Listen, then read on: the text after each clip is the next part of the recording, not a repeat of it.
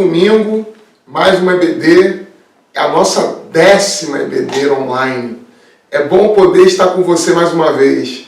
Nesse tempo em que estamos distante do culto e da EBD presencial, que estamos com o tempo vazio, mas com os lares cheios, a nossa 10ª EBD está chegando. Bom dia, meus irmãos. É 10ª EBD, eu já estou até mais velho.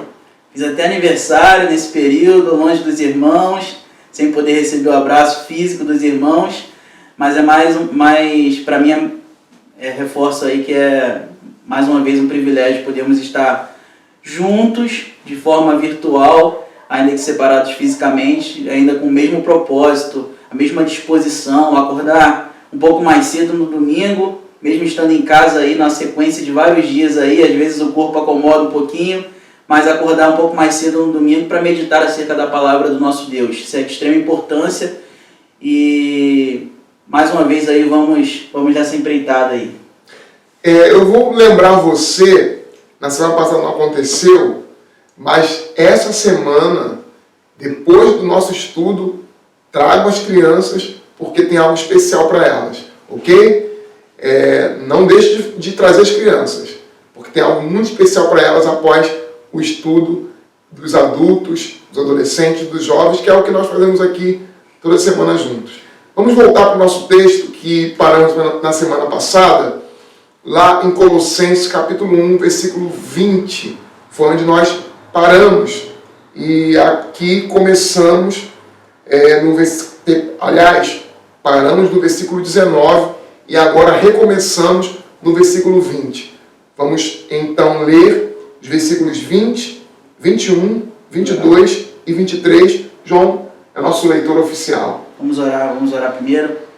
Feche seus olhos, vamos falar com Deus. Senhor, nós te louvamos, te bendizemos, te agradecemos por mais uma noite de sono, mais uma noite de descanso. Deus, em que o Senhor nos renovou, Deus, pelo repouso, pelo sono. Deus, te agradecemos por mais um domingo, mais um dia que se inicia. Deus, nós agora estamos diante da Tua Palavra. Estamos diante da Tua Palavra para ouvir a Tua voz, ouvir o que Tu tens a falar aos nossos corações. Que esse escrito, inspirado pelo Santo Espírito, Deus, que comunicou e edificou o Teu povo outrora, séculos atrás, possa falar aos nossos corações no dia de hoje. É a Tua Palavra que fala aos nossos corações. Abra o nosso entendimento, abra o nosso coração, prepara o nosso coração como um solo adubado, arado, preparado para receber a Tua Palavra, a semente da Tua Palavra, de tal maneira que ela, ao penetrar o nosso coração, a nossa mente, possa frutificar, Deus, tornando-nos crentes a cada dia mais parecidos com Jesus, para a honra e glória do Teu santo nome. Assim nós oramos a Ti e agradecemos no nome de Jesus. Amém e amém. Pastor, eu vou ler do 18 em diante para a gente pegar um pouquinho antes. Tá bom. Tá bom? Vamos lá. Diz assim a palavra do nosso Deus. Ele é a cabeça do corpo, da igreja. Ele é o princípio, o primogênito de entre os mortos, para em todas as coisas ter a primazia. Porque aprouve a Deus que nele residisse toda a plenitude, e que, havendo feito a paz pelo sangue da sua cruz, por meio dele, reconciliasse consigo mesmo todas as coisas, quer sobre a terra, quer nos céus. E a vós outros também, que outrora eres estranhos e inimigos no entendimento pelas vossas obras malignas, agora, porém, vos reconciliou no corpo da sua carne, mediante a sua morte, para apresentar-vos perante ele santos, inculpáveis e irrepreensíveis, se é que permaneceis na fé, alicerçados e firmes, não vos deixando afastar da esperança do evangelho que ouvistes e que foi pregado a toda criatura debaixo do céu, e do qual eu, Paulo, me tornei ministro. Palavra do Senhor. É importante que a gente, já que lemos o versículo 18, façamos essa breve recordação do que Paulo está tratando nesse assunto, qual é o assunto que ele está tratando aqui. Ele é aqui posto como o chefe, o cabeça da igreja, o primogênito da criação, o primogênito da redenção. Nós vimos já que até o versículo 18 e até o 19, a ênfase maior é em Cristo como primogênito da criação. A ênfase maior. Agora, nós vamos ver que a ênfase maior é em Cristo como primogênito da redenção. O que significa isto? Que ele é o primeiro a ressuscitar dos mortos. Mas não é o primeiro a ressuscitar dos mortos no sentido em que Lázaro ressuscitou ou que outros ressuscitaram. Ele é o primeiro que ressuscita para a eternidade. Ele é o primeiro a se levantar da sepultura e vencer a morte de forma definitiva. Por isto ele é o primogênito da redenção. Por isso ele ocupa o lugar primordial na redenção. É por causa da ressurreição que ele, Cristo, efetua o seu propósito, o seu plano. É por causa da ressurreição. Sem a ressurreição, a morte de Jesus seria uma morte heróica, uma morte exemplar. Ele nos deixaria um legado moral, ele seria um modelo ético, ele teria nos ensinado como viver nesse mundo, mas não efetuaria a salvação. Ele não seria um Deus capaz de alterar o curso da nossa história, que era de condenação, que era de morte, por causa do nosso pecado. Nós estamos vendo aqui, nessa epístola, que o propósito da salvação está sendo aqui tratado. Por que está sendo tratado? Porque na heresia de Colossos, eles acreditam que é através do conhecimento que eles chegam a essa salvação, que eles encontram essa salvação, que é através dessa gnose, desse conhecimento. Porque apesar de não ser ainda uma heresia chamada gnosticismo, nós explicamos isso em outras aulas, mas é gnose, porque conhecimento é gnose. E esse conhecimento que eles acreditam receber desses elementos do mundo, desses principados, potestades, seres angelicais, que é através desse conhecimento que se consegue e que se obtém a salvação. E aqui Paulo vai refutar isso e dizer, não, há um primogênito, há o primeiro, aquele que dá início a uma série, aquele que diz lá no texto de Paulo aos Coríntios, que é o primeiro feixe de uma colheita que terá e que será realizada de forma grandiosa no final dos tempos. Cristo foi o primeiro a se levantar dos mortos. Ele deu início a uma série de pessoas, de um grupo inteiro, de toda uma geração de eleitos que será realizada no futuro, quando ele vir na sua segunda vinda. É interessante a gente observar aqui um paralelo. É possível identificarmos aqui no texto um paralelo entre a criação e a nova criação. E Paulo está reafirmando aqui, afirmando e reafirmando o quê? Que Jesus Cristo ele tem preeminência, supremacia na criação e na nova criação. Então, quando a gente fala de redenção, de remissão de pecados, quando a gente fala de salvação, Paulo está falando o que aqui no texto? Está falando para combater esses hereges que negavam a supremacia de Cristo, exclusivamente a supremacia de Cristo como suficiente no que diz respeito à salvação, à redenção. E aí, quando ele declara isso aqui, quando ele declara... Primeiro, a gente tem que lembrar que o que ele faz? Ele submete as coisas, tanto terrenas quanto celestiais, os seres celestiais, e aí a gente lembra mais um pouco do que é essa heresia, já falamos nos outros vídeos, mas se você pegou esse vídeo aqui, o primeiro vídeo que você está assistindo é esse, então vamos tentar situar você rapidamente, mas você depois pode recorrer aos vídeos anteriores. A heresia de Colossos, depois, né, como a gente já falou nos outros vídeos, a gente tem como referência o gnosticismo no segundo século, não é o gnosticismo aqui, mas nós pegamos com base no que Paulo fala, também muito parecido com o que o apóstolo João também fala no Evangelho e nas suas cartas, parece ali algo muito próximo do que foi se desenvolvendo no gnosticismo no segundo século. Então, o que a gente tem? A gente tem uma série de éons no gnosticismo que são seres intermediários que fazem essa conexão entre Deus imaterial, perfeito, supremo, e a matéria, no caso o homem, matéria, físico, imperfeito. E esses seres, eles fazem essa relação, essa reconciliação, essa aproximação entre a divindade material, espiritual e o ser humano carnal, físico. Então, o que Paulo está combatendo é algo muito próximo disso. Então, faz todo sentido o apóstolo Paulo falar da criação. Criação ao quê? O que criação implica? Criação implica em físico, em corporal, em corpóreo. E também falar da nova criação, da nova criatura. Né? A nova criatura é aquele que é redimido. Quem é a nova criatura? Aquele que é redimido por Cristo. É aquele que nasce de novo. Então, ele submete tanto a criação quanto a nova criação, ambas as coisas, à supremacia, ao domínio de Jesus Cristo. Isso fica claro no versículo 19, quando ele diz: porque aprove a Deus que nele residisse toda a plenitude, o pleroma, a plenitude da existência está subordinada ao domínio, ao controle, ao senhorio, ao poder de Cristo. Ele é Rei supremo de todo principado, potestade, poderes do mundo, seres angelicais, esses seres intermediários. Também falamos nos outros vídeos, aí você também pode consultar nos outros episódios, no nosso canal, você tem como ver isso de forma mais profunda, porque nós não podemos repetir tudo que falamos anteriormente.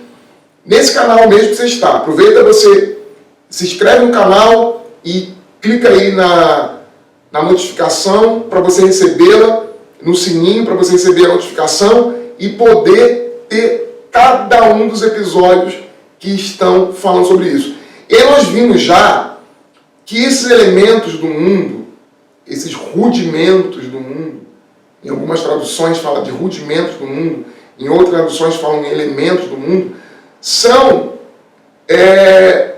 elementos materiais que são amplificados à categoria de deuses, de quase deuses,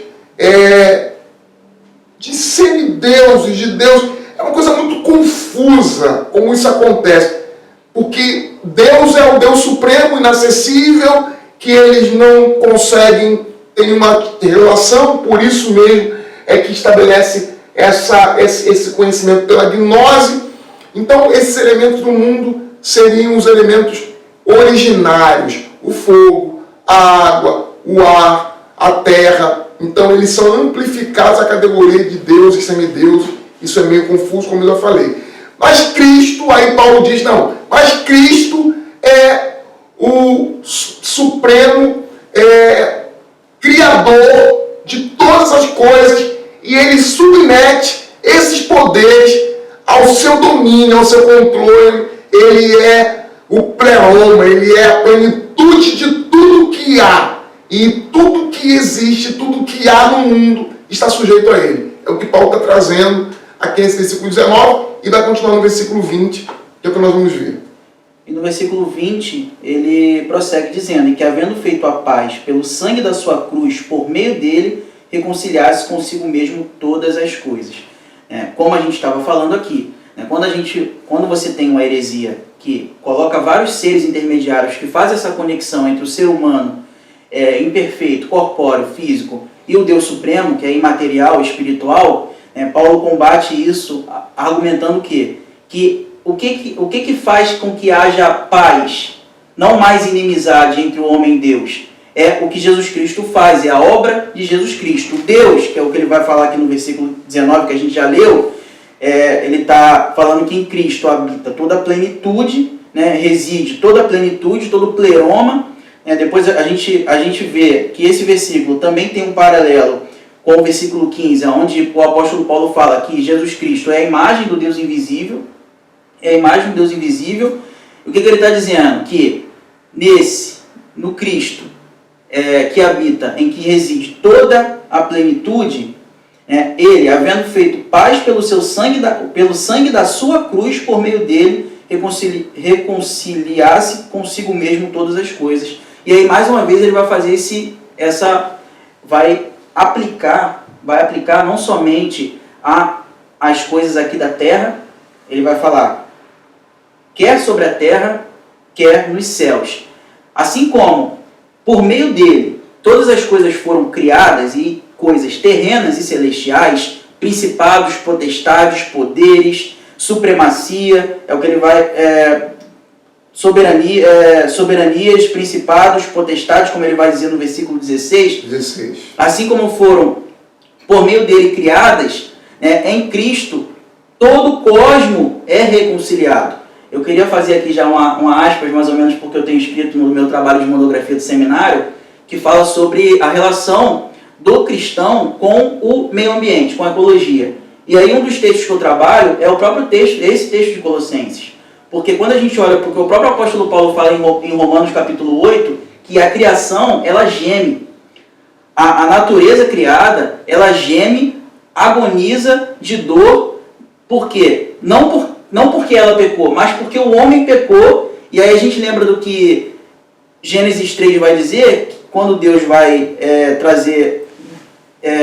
deixar bem claro para o homem as consequências de seu pecado, ele vai dizer, maldita é a terra por tua causa. Então, por causa do pecado, a gente até falou isso no vídeo da semana passada, sobre as leis da natureza, há uma harmonia nas leis da natureza, mas ainda que haja uma harmonia, porque é em Cristo que essas coisas são sustentadas e subsistem, como a gente leu aqui no versículo 17, o pecado maculou a natureza. Maculou a natureza. Ela continua sendo boa, criação de Deus, mas o pecado manchou essa natureza. Só que em Cristo, assim como nós somos redimidos, a criação, toda a criação também é. Toda a criação é reconciliada também por intermédio da obra de Cristo. É por isso que o apóstolo Paulo, voltando para o texto de Romanos, ele vai falar que há uma expectativa na criação para a manifestação dos filhos de Deus. Para a manifestação dos filhos de Deus. Aí o texto vai falar sobre redenção de corpo também. Redenção do corpo. Então, em Cristo, não somente o ser humano, e aí a gente entra novamente naquela questão, não é somente a alma, o espírito do ser humano que é redimido, o seu corpo também. Então você tem um valor no que é físico, sim. Isso é algo que a gente tem que entender e deixar bem claro. Isso é uma coisa que já vem do outro estudo, de outra carta, que há valor sim no corpo. O corpo não é inferior ao espírito. Cristo, assim como o ser humano caiu, corpo e alma caíram, a redenção se aplica também a corpo e a alma. A salvação não é só da alma e o corpo simplesmente perece para sempre. Vira pó e permanece sendo pó. Não, há uma redenção do corpo. O corpo glorificado que receberemos semelhante ao de Cristo. Então, a salvação, Paulo está dizendo o quê? Para essa seita, para essa heresia, é o seguinte: a matéria tem tanto valor que a criação, ela não é simplesmente, ela não simplesmente existe por intermédio do Cristo, mas também é reconciliada por Ele. É reconciliada por Ele. Então, assim, tamanha importância que é a doutrina da criação, a doutrina da redenção. Paulo mistura tudo isso, e isso é importante também, porque geralmente nós... São complementares. Nós fragmentamos tanto a teologia. Harmonizadas. Elas não estão em oposição. Não é uma especulação inútil falar da criação. A criação está ligada também ao nosso destino. O destino do mundo é o destino também individual do ser humano. O ser humano, ele não está desatrelado do destino do cosmos inteiro, da humanidade inteira. Deus redimiu não apenas o homem, o indivíduo. A gente vive um período de muito individualismo. O que importa é aquilo que me toca. Mas aquilo que é destino do mundo também toca a cada um individualmente. Mas continua, João. Não é assim, eu falo sobre... Você concluir. Sobre a relação do próprio homem com o meio ambiente. O meio ambiente também é alvo da reconciliação, que é operada por Cristo Jesus. Então, a criação, de uma maneira geral, ela tem importância porque é a criação de Deus. É a criação de Deus. Então, é o que Paulo vai dizer aqui. Não é simplesmente o ser humano. A criação tem valor e a criação é reconciliada por Cristo. Quando a gente fala em criação, às vezes as pessoas pensam, a gente está falando da natureza criada aqui e tal, da vegetação, dos mares, dos oceanos. Mas é toda a criação, toda a criação. Então, aquilo que os gnósticos, os hereges, algo muito próximo do que Paulo está combatendo aqui, acreditava que, por exemplo, os astros, os planetas, as estrelas, o Sol, possuía um valor quase como que divino para eles, né? Paulo está submetendo tudo isso à pessoa do Filho, dizendo que é por meio dele, para ele, nele que todas essas coisas são criadas e para ele, e também por ele reconciliadas. Por ele reconciliadas. Jesus Cristo tem domínio sobre a criação. No que tange a criação, no que tange a redenção. Então isso é uma coisa que é muito importante aqui. Às vezes nós fatiamos tanto a teologia, nós fazemos isso, né, mas como a gente já falou em outros momentos também, né, quando você ataca a doutrina da criação, quando você ataca a cristologia, você tem implicações também na parte da teologia que trata da salvação. Então a gente precisa tratar isso tudo como um todo. Paulo, quando escrevia, ele escrevia pastoralmente, ele escrevia para pastorear, para resolver questões das igrejas específicas, para tratar de problemas como heresias, que é o caso dessa comunidade que nós estamos estudando, da igreja de Colossos. Então, Paulo escrevia, ele não departamentalizava a teologia, como muitas vezes nós acabamos por fazer. Então, Paulo trata de teologia, sim, ele faz reflexões às vezes profundas, um tanto difíceis de entender. O próprio apóstolo Pedro vai falar que algumas coisas que Paulo escreveu são difíceis de serem entendidas, né? O próprio apóstolo Pedro falando. Então, Paulo trata de questões, sim, mais profundas, como ele faz aqui nessa carta. Textos bem profundos. Só que você vai perceber que mesmo com toda a profundidade, mais na frente, tem uma função prática. A prática, a parênese, que Paulo faz nas suas cartas normalmente, aquela exortação mais prática, aspectos morais, virtudes, valores que devem ser cultivados, vícios que devem ser abandonados, está presente aqui também. Então, isso é uma coisa que só estou dando uma reforçada aí. Sim, você está empolgado hoje, mas é bom. Bom para você mostrar já que seu trabalho de monografia vai vir muito bom, vai arrebentar, como a gente aqui do Rio fala, né? João, no que você falou, e eu quero só ressaltar uma questão importante. Quando a gente fala da doutrina da criação, e a gente fala dessa reconciliação, você precisa entender uma coisa. Tudo que Deus fez, tudo que Deus faz é bom e perfeito. Deus criou o universo inteiro numa perfeição absoluta. Não havia nada naquilo que Deus criou de imperfeito. Tudo era harmônico, tudo convergia, tudo fluía, tudo estava numa sintonia absoluta. O pecado rompe essa sintonia. O pecado quebra essa harmonia. O pecado destrói esse projeto de Deus. E Deus, simplesmente sendo quem é, a perfeição, sendo Ele o poder supremo, sendo Ele Deus, a própria ideia de Deus, do que é ser Deus.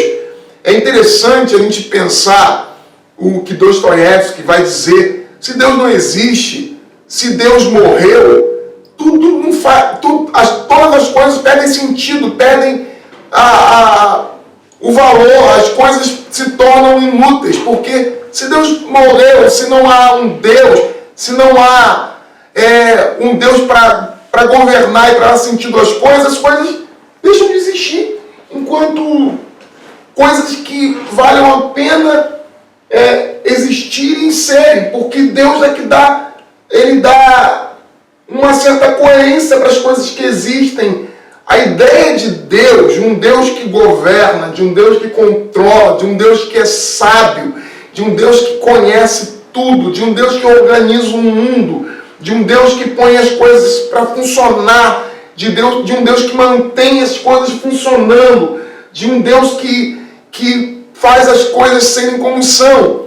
Também remete à ideia do seguinte: quando o homem peca, não poderia a criação permanecer como estava, na sua imperfeição.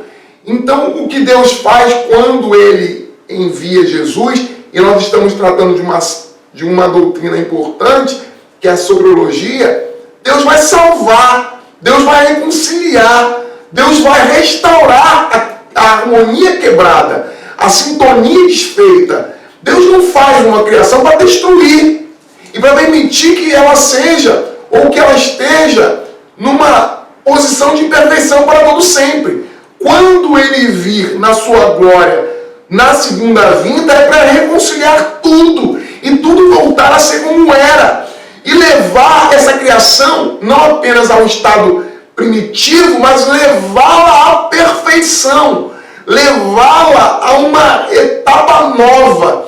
É interessante que Yod Multima vai falar sobre a doutrina da criação e da redenção nessa perspectiva que nós estamos tratando aqui, criação e redenção, e ele vai dizer que a criação está inacabada, porque a criação somente será plena novamente quando Cristo vir na segunda vinda. Ele tem um livro interessante, dá para você também usar na sua monografia, que é a vinda de Deus. Se você não está usando, acrescente à sua biografia.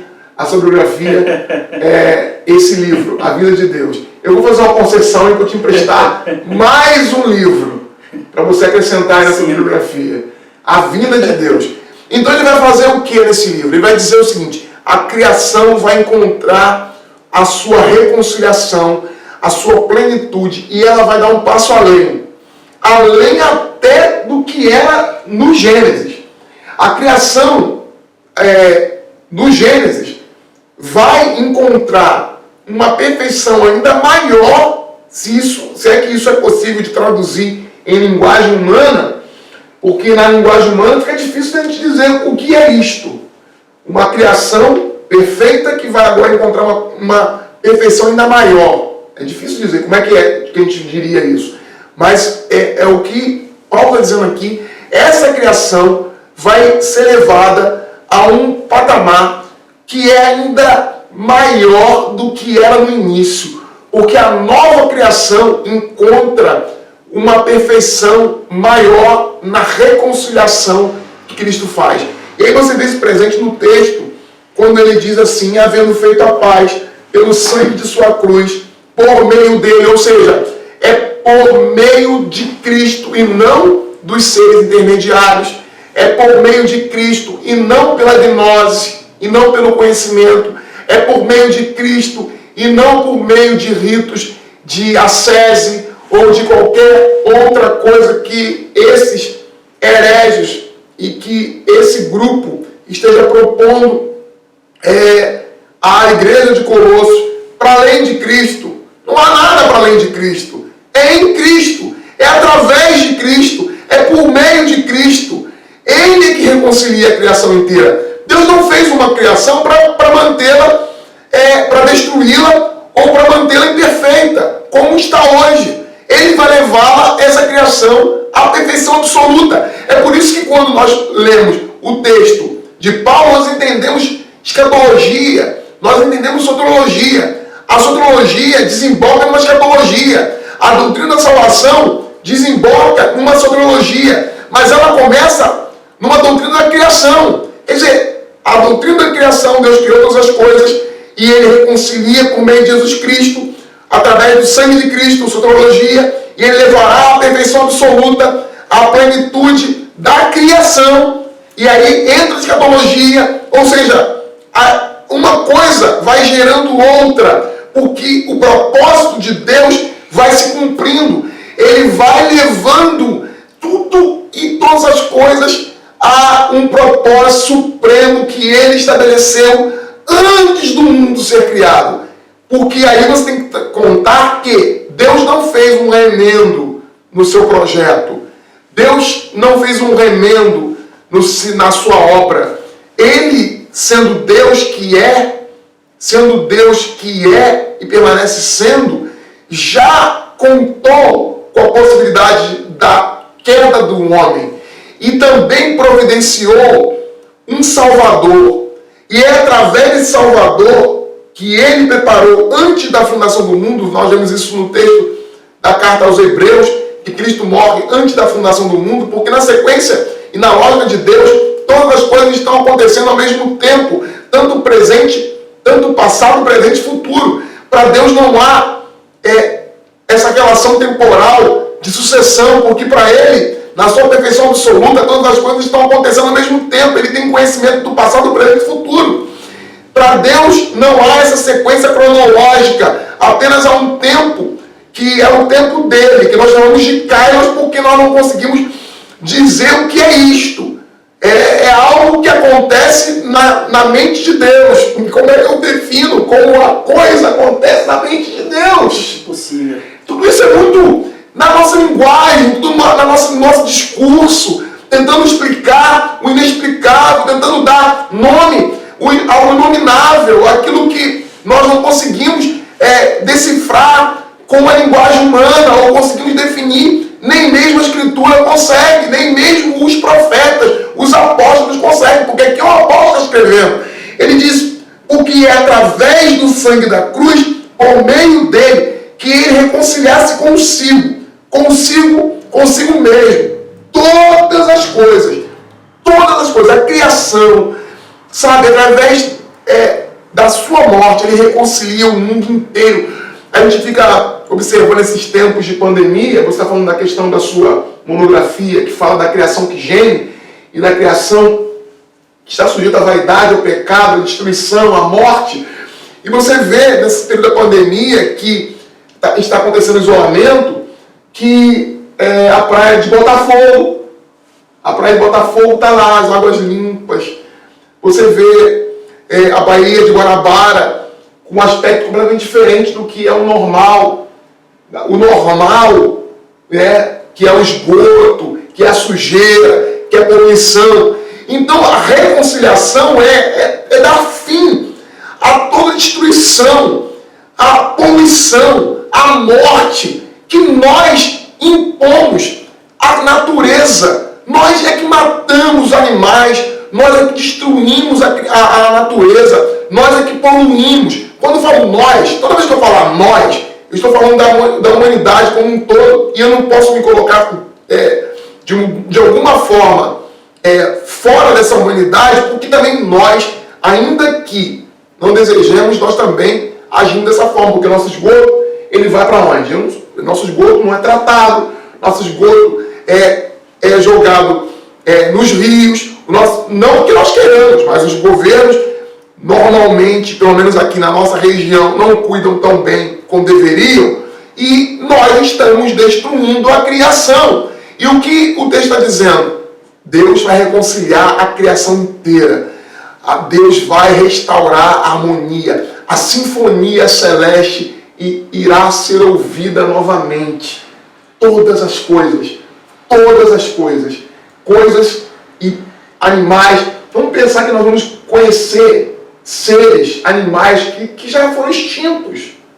Nós vamos conhecer um paraíso perdido, uma criação que foi completamente destruída e completamente apagada da memória da humanidade, porque simplesmente ficou no vazio, porque nós destruímos, nós, quando eu falo o homem, como vou repetir sempre aqui, Deus vai reconciliar tudo isso. Então a obra de Deus na salvação de Jesus Cristo é muito maior do que apenas salvar você do seu pecado. É muito maior do que apenas realizar uma salvação individual. Eu fico lembrando, quando falou dos animais, que o texto de Isaías que fala da harmonia, da amizade que haverá entre seres que hoje são inimigos. O leopardo com o cabrito, o boi com o leão, a serpente com a criança conduzirá tudo isso, guiará os animais. Tem uma frase, eu até lembrei dela agora, talvez ela possa ir para a minha monografia também, que, se eu não me engano, é atribuída a uma situação que George Whitefield disse uma vez, uma vez ele questionou, por que os pássaros, quando nós chegamos perto, nós, seres humanos, chegamos perto dos pássaros e eles voam. Chegamos perto do cão, e o cão que não nos conhece, que não foi domesticado por nós, ele vai sentir medo ou vai querer nos atacar. E aí ele chega à conclusão, ele vai dizer, porque as criaturas de Deus sabem quem causou a inimizade. As criaturas, no fundo, parecem saber que nós somos os inimigos do Criador delas, porque nós, por causa do pecado, que causamos essa inimizade, essa separação. Quando o homem cai, e é interessante a gente tratar disso, porque quando a gente fala sobre criação, consumação, salvação, a gente está falando sobre uma visão de mundo, uma construção, uma narrativa, uma metanarrativa, uma história. É a nossa história. Nós contamos a história do ponto de vista que nos favorece. Por exemplo, eu vou fazer uma interrupção adicional aqui e que vai te ajudar você a continuar o seu discurso e a sua posição. Por exemplo, nós sempre falamos e contamos a história, a nossa perspectiva, de que o homem tem um lugar central. Mas se nós fizermos uma leitura inversa, nós vamos perceber que ela é possível. Porque no relato, o primeiro relato da criação, fala que Deus criou o homem no último dia. E nós sempre vimos e vemos normalmente isso como sendo uma glória. Olha, o homem é o último a ser criado. E isso faz do homem o ponto central, o ápice da criação. Vamos tentar fazer também uma leitura diferente, inversa dela, e pensar que a natureza inteira e tudo sempre funcionou sem que o homem existisse. E funcionava muito bem. E talvez, se nós pensássemos num outro tipo de narrativa, em onde o homem não existisse, a natureza continuasse a ser perfeita como era planejada pelo próprio Deus. A entrada do homem na natureza que trouxe todos os males que existem hoje. Sim, é assim, Deus, o que é a gestão do homem sobre a criação? É um presente de Deus. É um trabalho, sim, a gente já entra em outra questão, que o trabalho não é resultado do pecado. O cansaço pelo trabalho é resultado do pecado, mas Deus dá um trabalho, dá um ofício ao homem, uma mordomia. O homem era mordomo de Deus, responsável por gerir, cuidar, zelar da criação. Eu sempre vejo um paralelo. O que o pecado fez? O pecado transformou o homem mordomo de Deus num ditador da criação. Eu sempre também uso, eu tento pensar em outra analogia, do ser humano antes da queda, no seu estado original, que Deus estabeleceu, é alguém que era responsável por fazer da criação de Deus um jardim, era um jardim de fato. O que o homem faz depois do pecado, depois da queda? Transforma o jardim de Deus num grande esconderijo para tentar se esconder do próprio Deus. O que o homem faz depois que peca? Reduz o jardim de Deus a um mero pomar, onde ele vai, uma horta, onde ele vai simplesmente consumir. Só vai tirar algo que é completamente... Era para usufruir, era para contemplar, era para gozar, era para ter aquilo tudo ser motivo de prazer. Aquilo se tornou apenas um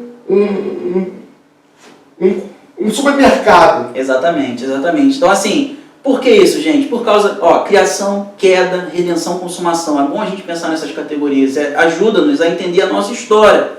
A história da criação como um todo. Na queda, há essa inimizade entre o homem e o Criador, o homem e o seu próximo, porque se você reparar comigo na narrativa da queda, em Gênesis 3, você vai ter isso tudo acontecendo. O ser humano, a primeira atitude, ele se sente envergonhado diante de Deus e quer se esconder. Então a relação dele com Deus está perturbada, está afetada, não por causa de Deus, mas por causa do próprio homem que pecou. Então, assim, a relação dele com o próximo, no caso, representados ali pelos nossos primeiros pais, Adão e Eva, você tem o quê? Tem uma inimizade entre eles. Eles viviam em tamanha intimidade e harmonia que ficavam nus um diante do outro e não sentiam vergonha. Então você já tem uma alienação em relação ao próximo também, que também é resultado do pecado. Você tem uma alienação em relação ao próprio status de vergonha entre eles, é uma alienação do homem consigo mesmo também.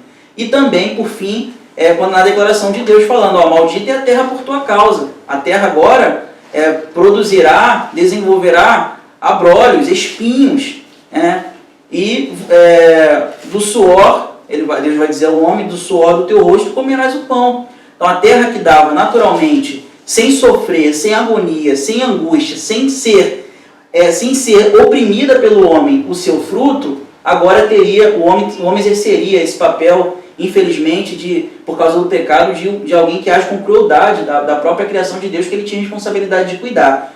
Então, isso inclusive, olhando para a redenção e para a consumação, nos ensina o quê? Que nós, como cristãos redimidos, se nós experimentamos essa paz, essa reconciliação, nós também devemos viver a nossa relação com a criação, com o meio ambiente, que faça jus a essa reconciliação nossa com Deus. Ainda que só na consumação, a criação não mais sem tirar os efeitos do pecado, hoje a gente pode, como cristãos, lavados e remidos, reconciliados, que temos paz com Deus, trazer a esse mundo, a essa criação caída, manchada pelo pecado, danificada pelo pecado, uma cura substancial. Ainda que não seja a cura perfeita. Essa cura perfeita, ela acontecerá mediante a obra que Cristo já fez e que a consumará. Mas nós podemos sim viver como igreja, como agência do reino de Deus, de manifestação do reino de Deus, espalhando a paz, a justiça, o próprio cuidado com a criação. Todas essas coisas que funcionarão como centelhas para aquilo que nós experimentaremos na eternidade. Então tudo isso é possível, por quê? Porque em todas as coisas são reconciliadas com Cristo. Aquela inimizade que nós causamos, o ser humano causou, Cristo resolve. Definitivamente Cristo resolve. E aí tem outra coisa também que eu queria apontar antes de voltar a palavra para o pastor, é o seguinte, nós já falamos na semana passada, essa noção de que em Cristo todas as coisas são criadas por Ele, nele, para Ele, e Ele sustenta, é inclusive o fato que nos coloca favoráveis à ciência, à própria produção científica. Por quê? Porque geralmente se tem uma concepção equivocada de que a religião, o cristianismo, a fé, ela está completamente desassociada da ciência. Então assim, você é cristão, então é contra a ciência. Então tem gente que crê, por exemplo, só pelo fato de sermos cristãos, que nós acreditamos, por exemplo, que a Terra é plana, coisas que a ciência... Esse absurdo que dizem por aí que nós falamos. Nós não falamos isso. Então assim, nós não somos anticientificistas, anti-ciência. Por quê? Porque nós entendemos que a ciência existe porque ela é um presente de Deus para o homem. Deus, Ele, em Cristo, sustenta todas as coisas subsistem em Cristo, são mantidas, sustentadas por Cristo, e é por isso que o homem pode produzir ciência. O que é ciência? É o homem investigar as leis da natureza, é o homem manipular os recursos da natureza, de forma sábia, de forma sustentável. Então essas coisas são possíveis para nós cristãos, por quê? Nós não precisamos abrir mão da nossa fé para acreditar nisso, mas é justamente pela nossa crença na doutrina da criação, de que há um Deus criador que faz o caos se tornar cosmos, que a gente pode produzir ciência. Então isso é uma coisa também que eu acho que é importante a gente destacar. E aí eu me lembro de Teilhard de Chardin, não sei se o meu francês está de acordo, mas ele é um padre católico que desenvolve uma teologia belíssima da criação e traz uma harmonia imensa entre a Escritura e os avanços da ciência. Trabalha claramente que é muito possível falar de um Deus criador, continuar falando de um Deus criador e continuar vendo todos os progressos da ciência como naturais, até porque é assim que Deus planejou que fosse. Deus não nos planejou pensando de forma obtusa, vivendo na escuridão. Essa ideia toda de viver na escuridão, de cristão vivendo na escuridão, isso é uma ideia muito preconceituosa e que às vezes faz jus porque alguns grupos religiosos fundamentalistas se comportam dessa forma. E alguns vão usar o fato da Idade Média como sendo a referência. A Idade Média não é a referência. Aliás, na Idade Média tinha gente muito mais capaz e havia muito mais ciência, muito mais sabedoria do que em grupos fundamentalistas que estão aí hoje pregando o Evangelho. São nossos irmãos, mas é preciso que se denuncie esse tipo de desonestidade intelectual e religiosa, porque Deus não nos chamou para a escuridão, para as trevas. A ciência não é inimiga da fé. A ciência pode andar de mãos dadas com a fé. Para ser cristão não precisa fazer uma profissão de ignorância para se transformar num cristão. Não é preciso abrir mão da razão para se transformar num cristão, para ser cristão. Não, é porque para alguns grupos religiosos tornou-se sinônimo de ser cristão com também ser alguém que se idiotizou, alguém que emburreceu, alguém que emburrece aí se torna cristão. Ser cristão não é isso. Ser cristão é ser fiel à palavra de Deus. A palavra de Deus nos ensina que a obra da criação não se opõe ao plano eterno de Deus. A criação não está em oposição.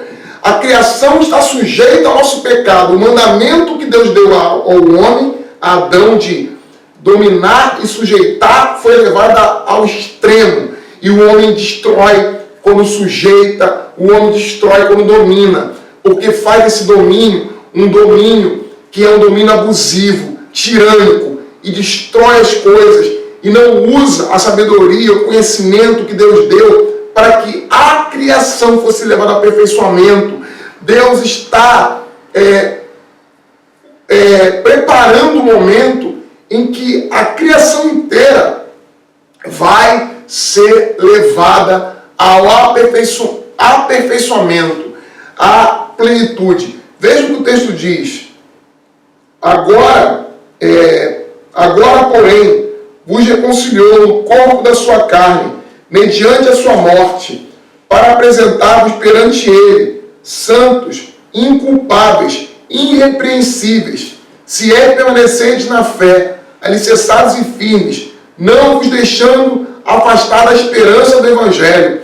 Então aqui, agora, porém, vos reconciliou no corpo da carne. Ele já os reconciliou e está fazendo toda a obra que nos levará à reconciliação final, à esperança definitiva, estabelecida pelo próprio Deus, através de Jesus, a criação inteira sendo reconciliada, sendo tirada do cativeiro, sendo liberta do poder tirânico do homem, do pecado, da ambição, da avareza. Porque o que é que destrói a criação? A avareza e a ambição. A avareza e a ambição. Isso não tem cor ideológica. Tanto o capitalismo como o socialismo destruíram a criação, destruíram o mundo, destruíram a humanidade. Tanto uma ideologia como outra. As ideologias, todas elas servem ao homem e à sua ambição. As ideologias servem ao homem e à sua avareza, à sua sede de poder, ao seu egoísmo, à sua tentativa de ter tudo como seu. É meu, eu domino e eu destruo quem pensa diferente. Eu destruo quem deseja fazer algo diferente. Porque as ideologias, elas são totalitárias. Elas não querem dividir a sua visão. A sua visão tem que se impor. Tem que se impor à força. E aí, essas ideologias, a gente está vivendo um momento muito difícil no nosso país, de divisões partidárias, políticas, mas os radicais estão no mesmo lugar. Há um fio de separação entre eles, porque ambos estão tentando impor a sua forma de enxergar o mundo, que é uma forma equivocada, porque é apenas uma tentativa humana de resolver os problemas da humanidade, enquanto através do senhorio de Cristo, da supremacia daquele que reconcilia tudo e todas as coisas, que nós teremos, que nós veremos um mundo reconciliado, harmônico, a sinfonia que eu falava sendo tocada novamente. As pessoas estão criando concepções idolátricas. É a ciência, é o capital, é a política. Mas a ciência, o capital e a política estão aí, incapazes de resolver um problema simples. Porque, de alguma forma, Deus está dizendo para a gente: eu vou reconciliar, eu vou harmonizar, eu vou submeter, eu vou trazer essa paz universal, eu eu vou consertar a bagunça de vocês. Eu vou arrumar aquilo que vocês destruíram. Cristo é a cura, né? Isso demonstra para nós. E é o fato de cristãos, é essa verdade que deve fazer com que nós cristãos não nos apeguemos, inclusive, a ideologias para podermos fazer algo bom. O que tem de positivo nessas ideologias que o Evangelho não tem? O Evangelho está muito O Evangelho não tem. Então, assim, até porque, se a gente vê, se a gente olhar para muitos aspectos dessas ideologias, a gente vai ver que elas não tem como fugir, elas acabam se baseando até mesmo em alguns princípios da Escritura, ainda que não afirmem. Mas o que a gente vê é que... uma deturpação.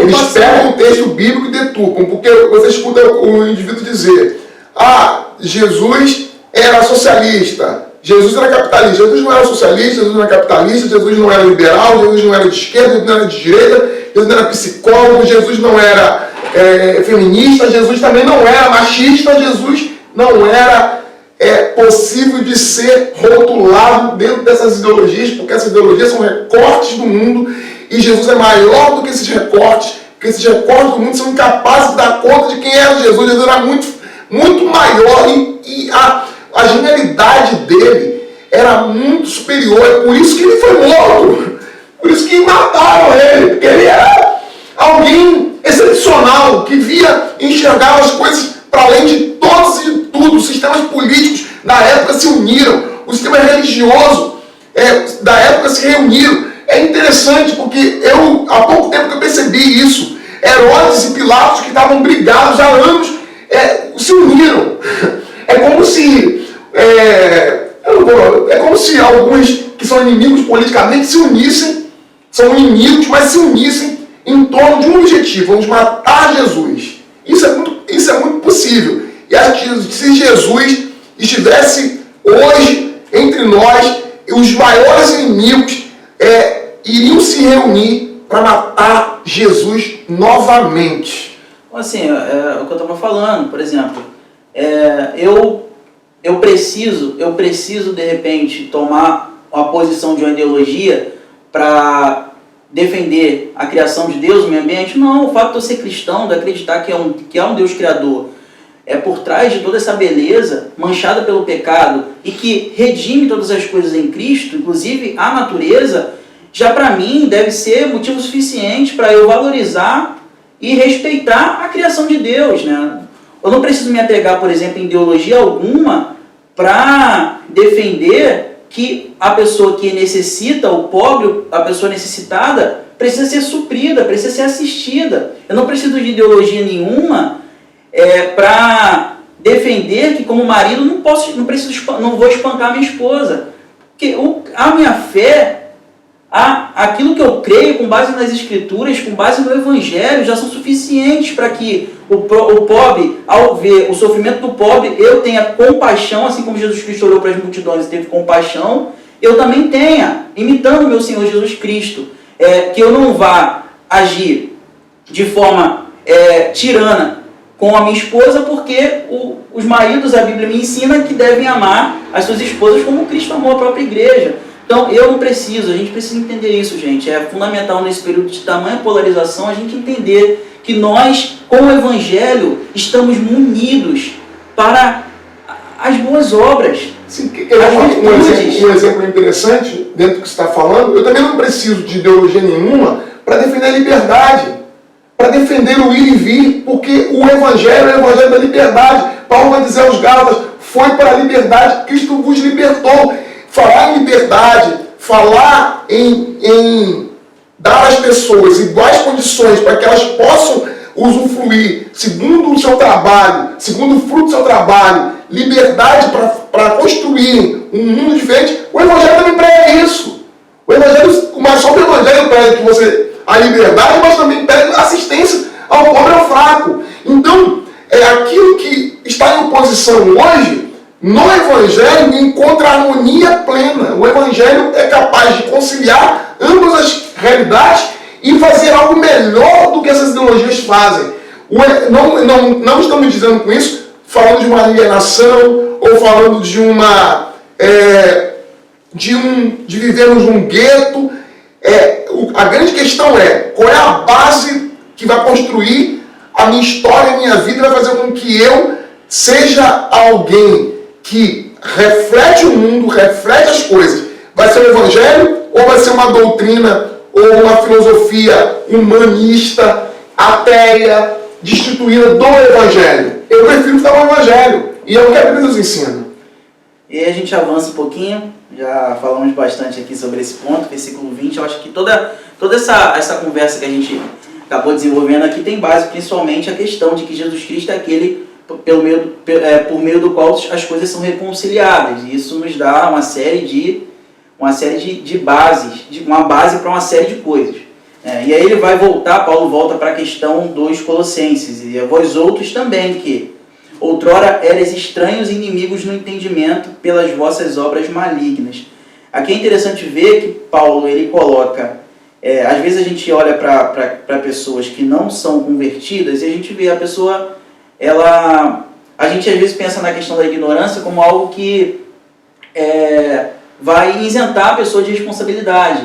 A gente tem que entender que Paulo coloca aqui, as pessoas que são estranhas ao Evangelho, são pessoas que estão na condição de inimigos do Evangelho, inimigos de Deus. Paulo vai falar que os colossenses eram inimigos no entendimento pelas vossas boas obras, pelas vossas obras malignas.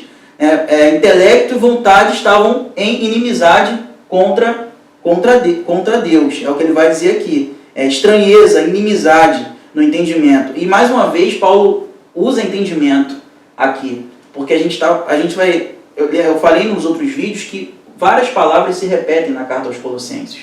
Sabedoria, entendimento, pensamento, corpo, são coisas que é um campo semântico que Paulo se utiliza frequentemente. Porque são coisas que são aspectos da vida que eram atacados por esses hereges.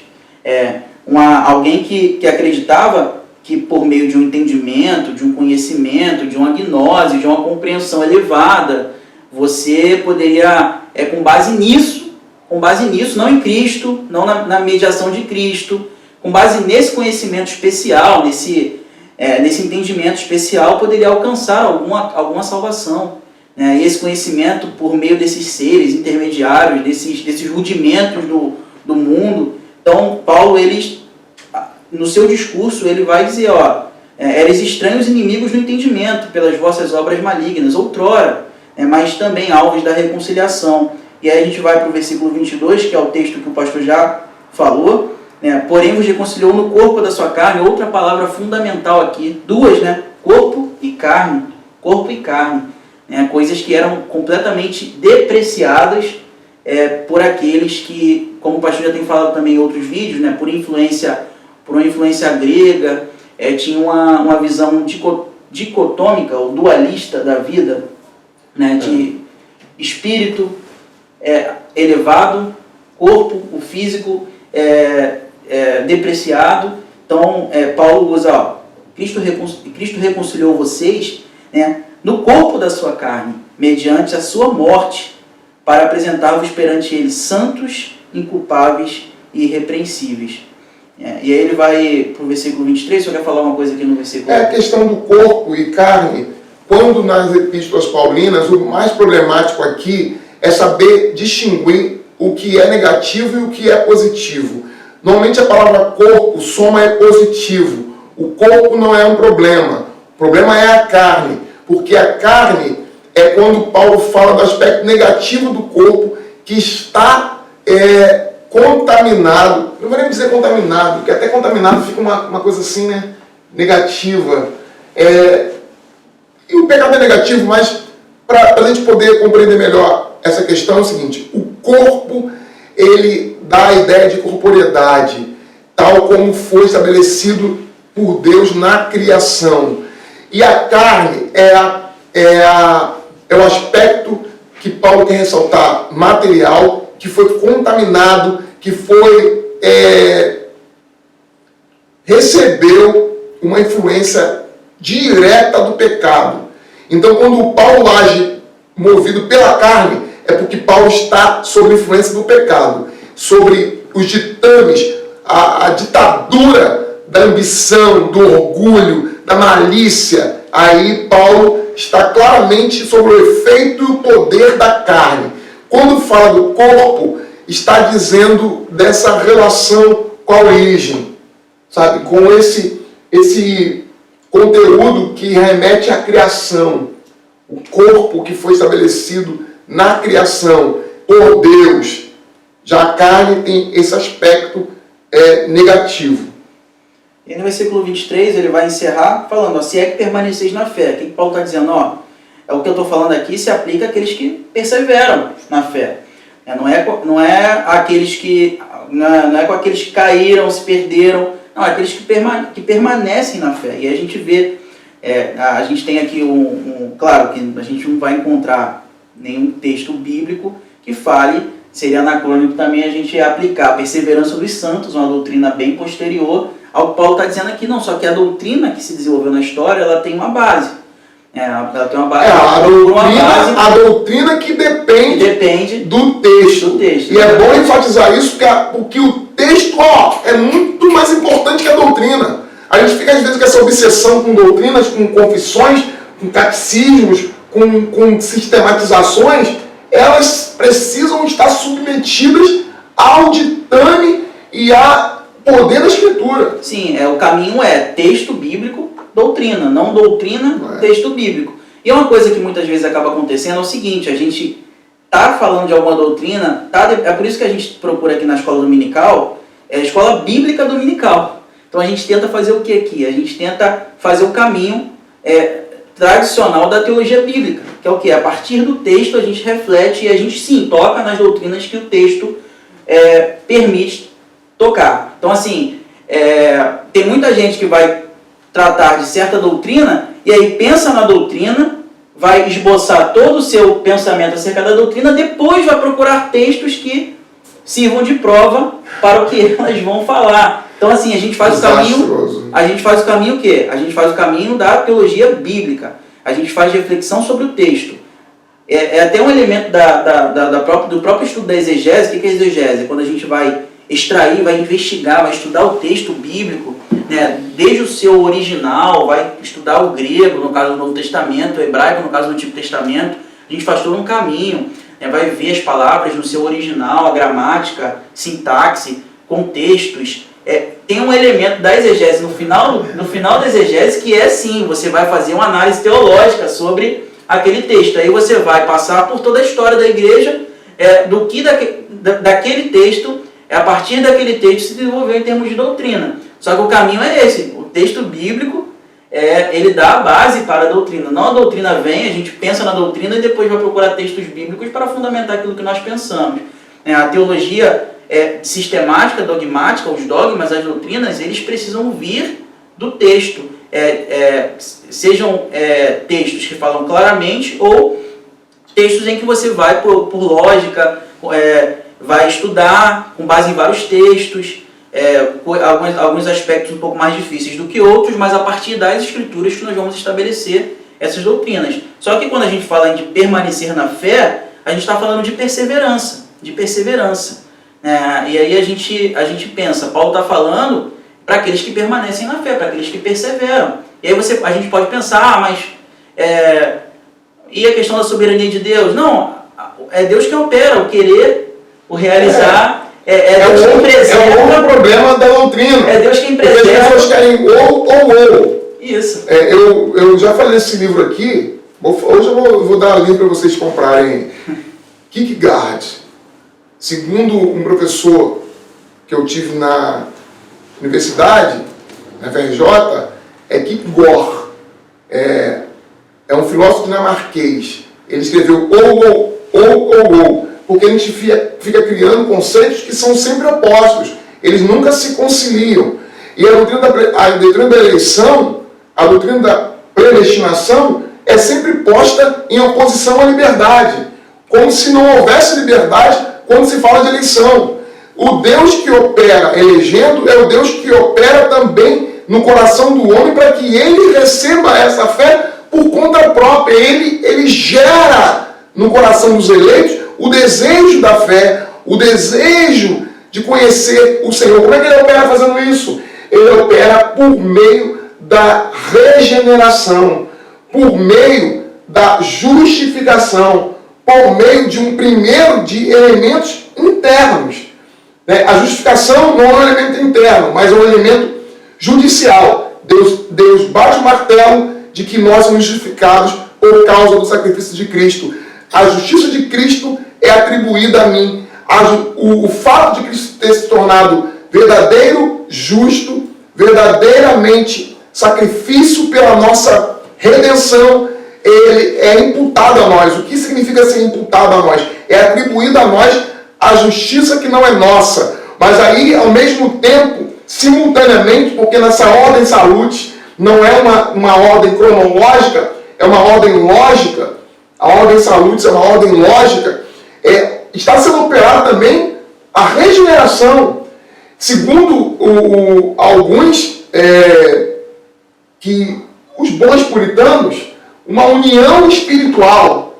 Uma união espiritual. Ou seja, eu sou unido a Cristo, unido na sua morte, unido na sua ressurreição. Então isso torna possível que eu agora, unido espiritualmente, é um ato interno, é uma obra interna que é operada sem que eu tenha nem consciência. Está sendo operada uma obra maravilhosa da regeneração até que há a conversão. A conversão é quando a gente toma ciência de que a coisa está acontecendo, mas antes de acontecer a conversão, outras coisas acontecem dentro da gente, a gente não tem nem consciência disso. Né? Por isso que a gente só julga o ato que é conhecido, que é a conversão, o arrependimento. Sim, a gente são outras questões também que muito se debate acerca disso, a questão da soberania de Deus e da responsabilidade humana. Ambas estão na Escritura. Então a gente tem que falar sobre ambas. Aqui a gente tem um aspecto voltado para a responsabilidade humana. Para o homem. Até porque, naquilo que diz respeito a nós, nós vivemos essa relação causa e efeito. A questão da própria lei da semeadura. Sinergia, gente. Então, assim, isso não anula a soberania de Deus. Isso não anula a soberania de Deus. Só que aqui o texto está falando de responsabilidade do homem. Ele vai falar, alicerçados e firmes, não vos deixando afastar da esperança do evangelho que ouvistes e que foi pregada a toda criatura debaixo do céu. E aí eu lembro mais uma vez que, quando a gente olha para essa heresia, a gente já falou um pouco disso nos outros vídeos, a gente está falando toda hora dos outros vídeos porque a gente quer que você vá lá nos outros vídeos. Se você não assistiu, ou se você já assistiu e pensa, poxa, eu acho que eu preciso assistir de novo, vai lá, assiste. Nem precisa ficar vendo a nossa cara feia, não. Põe lá na televisão e vai lavar a louça, escuta. Então assim, o que a gente falou? A gente falou o quê? Que alguns afirmavam deter um certo conhecimento exclusivo e esse conhecimento exclusivo ele era passado a outros que seriam iniciados nessa seita, nessa heresia, né? nessa gnose. Só que aqui Paulo está dizendo que o Evangelho, essa mensagem, a esperança do Evangelho que ouvistes, foi pregado não somente para um grupo específico que deteve esse conhecimento e simplesmente abriu esse conhecimento para outros que eram iniciados. Não, o Evangelho foi pregado a toda criatura.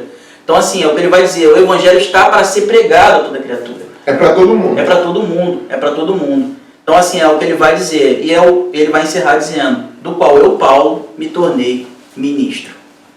Amém. Que coisa boa, hein? Coisa boa. João, estamos terminando a nossa parte aqui.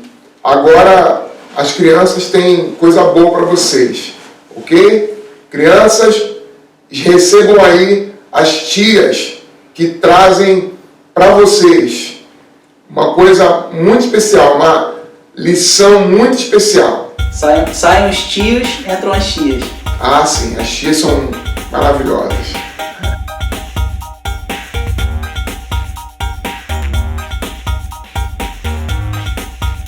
Olá, crianças! Tudo bem com vocês?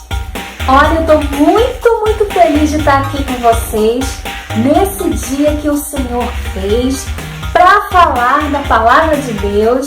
E eu já quero pedir a você que vai assim, abrindo o seu coração, abrindo a sua mente, para receber a palavra e a palavra possa ficar aqui, ó, no seu coração, tá bom? Porque é algo muito especial, muito importante que nós vamos falar hoje, que é sobre a nossa família. A nossa família, a minha família, a sua família, ela é um presente de Deus. Porque foi Deus mesmo quem criou a família. E a gente vai poder falar isso um pouquinho agora com vocês, tá bom? Todos nós temos diferentes tipos de família, né? Não tem uma família igual a outra. Alguns têm irmãos, outros não têm. Alguns têm papai e mamãe, algumas famílias não têm. Alguns têm vovôs, vovós, outros também já não têm. Mas o que não pode faltar em uma família, você sabe o que é? É o amor de Deus. E como é a sua família? Será que é assim, desse jeito que eu falei? Tem papai, tem mamãe, tem vovô, tem vovó, irmãozinho, irmãzinha, titio, primo? Será? Não importa. A nossa família, como eu disse, ela é um presente de Deus. E quem são essas pessoas aqui que eu vou mostrar para vocês agora? Ó, essas aqui do meio, esse aqui e essa aqui. Você sabe quem é aqui dentro desse grupo de pessoas aqui? Dentro dessa família? Para você que disse papai e mamãe, ó, acertou. Esses são o papai e a mamãe. Sim, o papai e a mamãe. E a Bíblia diz que a gente precisa obedecer aos nossos pais. Isso está escrito lá em Efésios, capítulo 6, o versículo 1. Como é que está escrito aqui? Filhos, obedeçam aos seus pais. Isso alegra o coração de Deus. Os filhos devem obedecer aos seus pais. Por quê? O que os pais fazem por nós? O que a mamãe faz por nós? O que o papai faz por nós? Eles nos alimentam, não é assim? Quando o neném nasce, o neném sabe comer sozinho?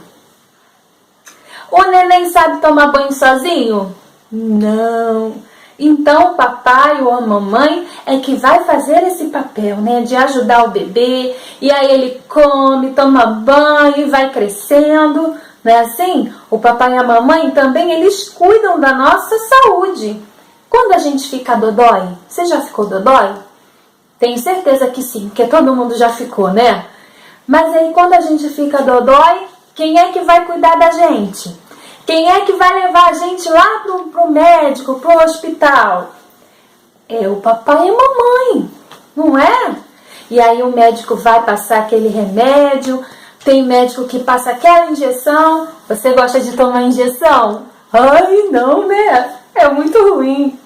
Mas então, o papai e a mamãe, eles cuidam da nossa saúde. Cuidam também, sabe de quê? Dos nossos estudos. Você gosta de estudar?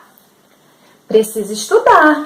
Mesmo na quarentena que nós estamos passando, né? As crianças precisam estudar. Não pode ficar em casa à toa, não. Pega lá o dever, pega lá o caderno, o livro. Eu tenho certeza que as escolas estão passando as atividades via WhatsApp, via Facebook, sei lá, outras redes sociais, ou até pelo próprio Google, né?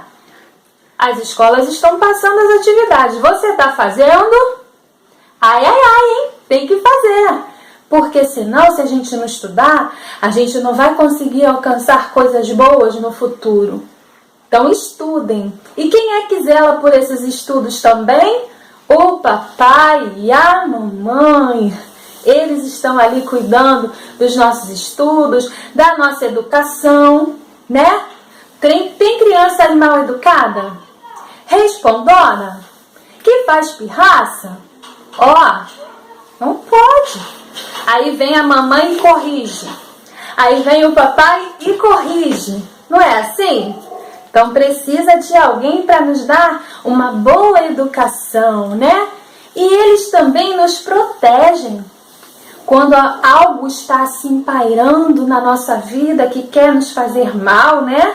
Nos livra de acidentes, já vê a gente caindo lá na frente e fala, filho, não vai por aí que você vai cair, né? Assim? Então eles nos protegem também. E também nos guiam nos caminhos do Senhor. O papai e a mamãe cristãos, eles devem levar os seus filhos à igreja, devem levar os seus filhos a conhecer a Deus. No presente momento a gente não pode estar lá na igreja, né? Mas a igreja está dentro da nossa casa. Nós somos a igreja. Então o papai e a mamãe têm o dever de ensinar a palavra de Deus a vocês, crianças. Então, quando isso acontecer, você vai lá com a sua Bíbliazinha perto da mamãe, do papai, pede o papai e a mamãe para ler a Bíblia para você conhecer mais a Deus. Tá bom? Combinado? Então, isso tudo o papai e a mamãe faz por nós. Você ama o papai e a mamãe?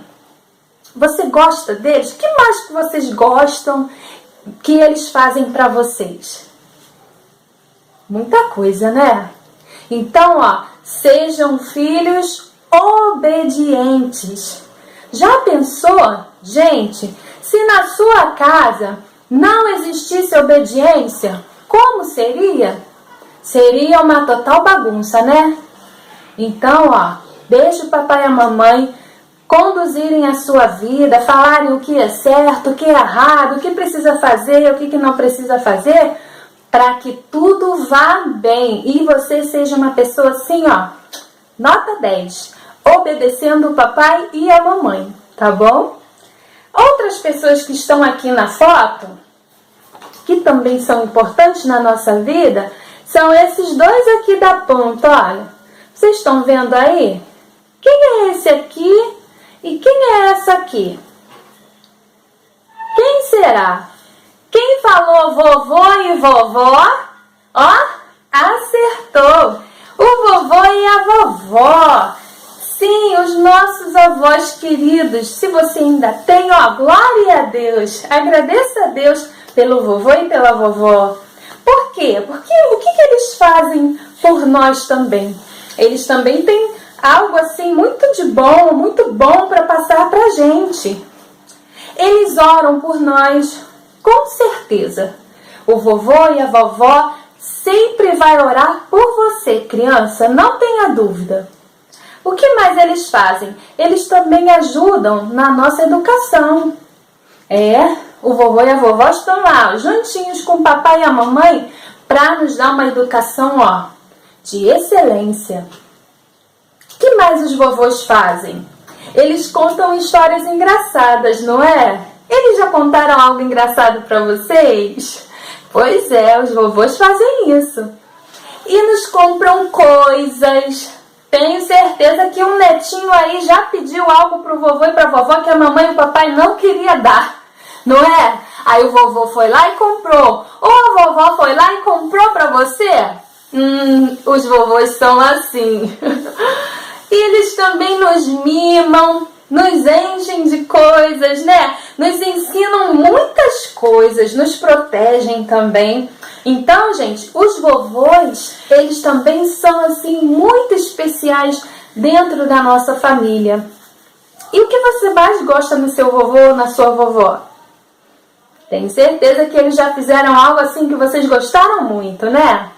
E nós devemos respeitar o vovô e a vovó. Eles são mais velhos e a Bíblia diz que a gente precisa obedecer. Não só o papai e a mamãe, mas também os vovôs. Ter respeito. Respeitar, viu? Porque tem criança que é mal educada, sabe? Fica respondendo o vovô e a vovó, distrata, né? Trata mal. Ó, Deus não gosta não. Vamos tratar bem o nosso vovô e a nossa vovó. Combinado, gente? Isso aí. Vamos falar do próximo? Quem mais tem aqui na nossa foto? Vamos falar agora dos pequenininhos? Esse aqui E essa aqui? E esse? Quem são esses? São os irmãos, os irmãos. Você tem irmãos? Você é filho único? Irmãos também são bênção na nossa vida, você sabia? É muito bom ter irmão para brincar, né? Para conversar, para muitas coisas. É muito bom ter irmãos. Será que a sua família é grande ou é pequena? Tem famílias que é pequena, né? Que às vezes é só o papai, a mamãe e um filho. Já tem famílias grandes, que é papai, mamãe, vovô, vovó, um monte de irmãos e a casa fica cheia, não é assim? Mas todas são especiais, todas são abençoadas pelo Senhor. Temos também na foto outras pessoas, olha. Tem aqui a tia, o tio, não é assim? E por aí vai. Tem tio, tem primo, prima, né? Sobrinhos e por aí vai. Muitas pessoas fazem parte da família. E a família, como eu disse, gente, a família é um presente de Deus. Deus nos deu a nossa família de presente para nós, porque Ele sabia que nós íamos precisar dela. Para quê? Para a gente crescer assim, forte, saudável. Já pensou uma pessoa sozinha no mundo? Como seria? Muito triste. Nós precisamos de contato uns com os outros. E dentro da nossa família a gente aprende também muita coisa. Não é assim? Então Deus nos fez a família para um ajudar o outro, um cuidar do outro, para a gente crescer forte e saudável. E devemos demonstrar amor aos nossos familiares. Não vamos tratar assim como se fossem qualquer pessoa, não. Não vamos tratar ninguém com rancor, com ódio, destratando alguém, não. Vamos amar e principalmente amar a nossa família, porque eles também nos amam e cuidam de nós, não é assim? Então, família é algo muito bom mesmo. É bom sair de casa sabendo que há uma família lá esperando pela gente quando a gente voltar, sabe? E pronta para dar assim muito amor, muito carinho, né? Para que os pais ensinem aos filhos o certo e o errado. Isso é importante também. Toda a família possa agradar a Deus com sua vida. Esse é o desejo do nosso Deus, que a nossa família possa ser bênção para nós e que a gente possa também abençoar outras pessoas. Que bom Deus ter planejado a família, né? Para a gente ter com quem viver e aprender. E para a gente fechar, a gente vai falar novamente que a minha família é um presente de Deus. A sua família, criança, é um presente de Deus. Então, recapitulando, respeite o vovô e a vovó, dê amor, obedeça ao papai e à mamãe e dê muito amor também. Você já abraçou o papai e a mamãe hoje? Já disse que ama? Já deu um beijo neles? Faz isso agora. É importante. Se você tem irmãozinho, fala para ele também quanto você ama ele, quanto ele é especial na sua vida também. Valorize essa bênção que Deus deu, que é a família, tá bom? Que Deus te abençoe a sua família, a sua casa, e que você cresça assim, forte e saudável, sabendo que as pessoas da sua família te amam e que você também é muito amado por Deus. E Deus tem cuidado da sua família. Beijão da tia Vivi e tchau, queridos. Tchau! Depois de terem ouvido as tias lindas, estamos nós aqui novamente para encerrarmos com uma oração. João vai orar, eu vou estar abençoando a sua vida. Senhor, nós mais uma vez nos colocamos diante de Ti nesse dia. Nós ouvimos a Tua palavra, meditamos acerca dela, Nós ouvimos sobre a supremacia de Cristo, a grandeza de Cristo nas obras da criação, nas obras da redenção. Entendemos que é por meio dele que nós somos reconciliados e encontramos paz com Deus, um Deus que outrora vivíamos inimigos por conta da nossa natureza pecaminosa, por causa do nosso próprio pecado, por causa do pecado do ser humano, o pecado que trouxe inimizade entre o ser humano e Deus, o pecado que trouxe inimizade entre o ser humano e a própria criação de Deus, as outras coisas criadas, os demais seres criados. Por meio de Cristo Jesus, todas as coisas são reconciliadas, quer sobre os céus, quer sobre a terra. É o que o apóstolo Paulo declara nesse texto extraordinário que nos ensina que Cristo é Senhor sobre tudo e sobre todo. Todas as coisas foram criadas nele, por meio dele, para ele. São todas as coisas, como diz a tua própria palavra. É o Alfa, o Ômega, aquele que era, é e há de vir.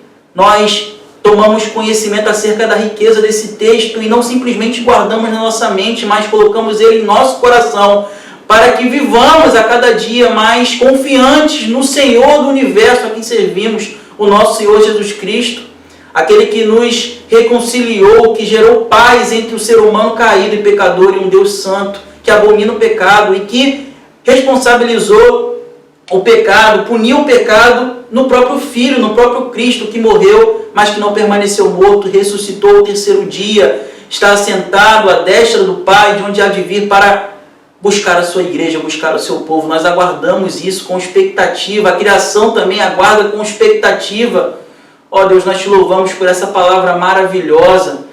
Deus, nós te louvamos porque, assim como os colossenses, como Paulo vai dizer, eram outrora inimigos, nós também outrora éramos inimigos, mas nós fomos declarados santos, justos, inculpáveis, irrepreensíveis, porque não porque há algo bom em nossa natureza pecaminosa, não, nós somos por natureza pecadores, inimigos, passíveis da ira de Deus, mas porque Cristo realizou uma obra magnífica em nosso lugar, por nós, para que o nome do nosso Deus, para que o seu nome, ó Deus, seja glorificado acima de todos e para todos, para que todo mundo conheça, para que todo joelho se dobre e declare que Jesus Cristo é Senhor. Nós te louvamos por tudo isso, nós te louvamos pela tua palavra, nós te louvamos porque podemos confiar em ti em tempos tão difíceis como esse que nós estamos vivendo, tempos de pandemia, a entender que mesmo no contexto de pandemia, nós temos a certeza por essa palavra maravilhosa de que o Senhor não saiu do seu trono, de que Cristo permanece no seu trono, reinando, Ele governa com soberania, com majestade, com misericórdia também. Nós te louvamos por tudo isso, pela riqueza que descansarmos em Ti, nessa palavra maravilhosa. Se nós oramos a Ti, nos dê um restante de domingo abençoado, possamos logo mais, mesmo de nossas casas, louvar com alegria, louvar com amor, com paixão, com empolgação ao nosso Deus, ouvir a palavra dEle mais uma vez. Nos dê uma boa semana, apesar das dificuldades que nós temos vivido, nos conceda, ó Deus, uma boa semana debaixo da Tua proteção, debaixo da Tua poderosa mão. Assim nós oramos a Ti e agradecemos no nome de Jesus. Amém e amém.